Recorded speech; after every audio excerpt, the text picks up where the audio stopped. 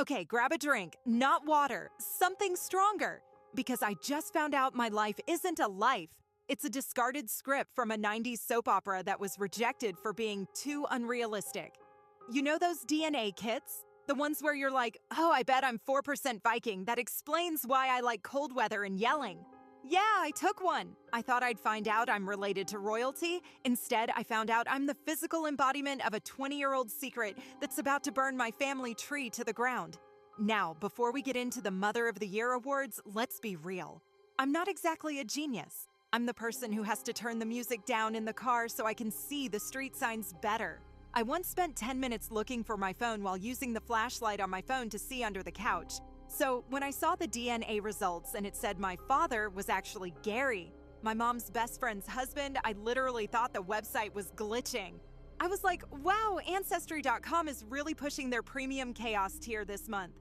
I called my mom. I expected tears. I expected, I can explain. Instead, she went full secret agent. She whispered, "Did the internet tell you? I knew I shouldn't have let you use the Wi-Fi."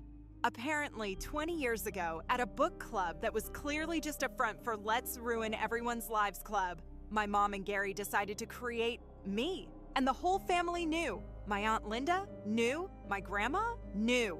Even the family dog looked at me with a weird amount of pity for 2 decades.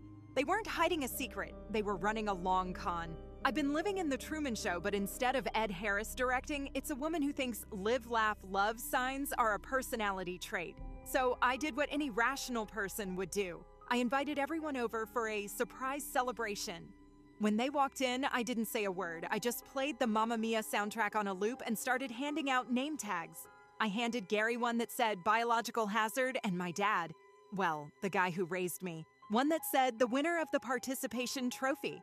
It ended with my mom trying to explain that she just forgot to mention it, like she'd forgotten to buy milk.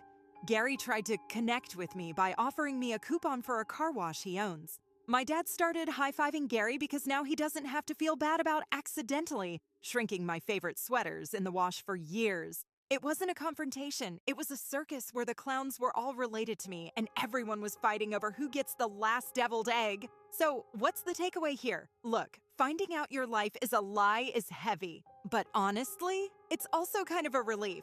All those times I felt like I didn't fit in with my dad's side of the family because I'm terrible at math and they're all human calculators. Now I know why. It's not a character flaw, it's just Gary's mediocre genetics. Family isn't always about whose blood is in your veins. Sometimes family is just a group of people who are all equally committed to the same lie for 20 years because the truth is too much work. If your family is normal, count your blessings. If they're toxic, just remember you could be an affair baby whose biological father tried to bond with you via a 10% discount on a Deluxe Wax and Shine. Stay messy, friends.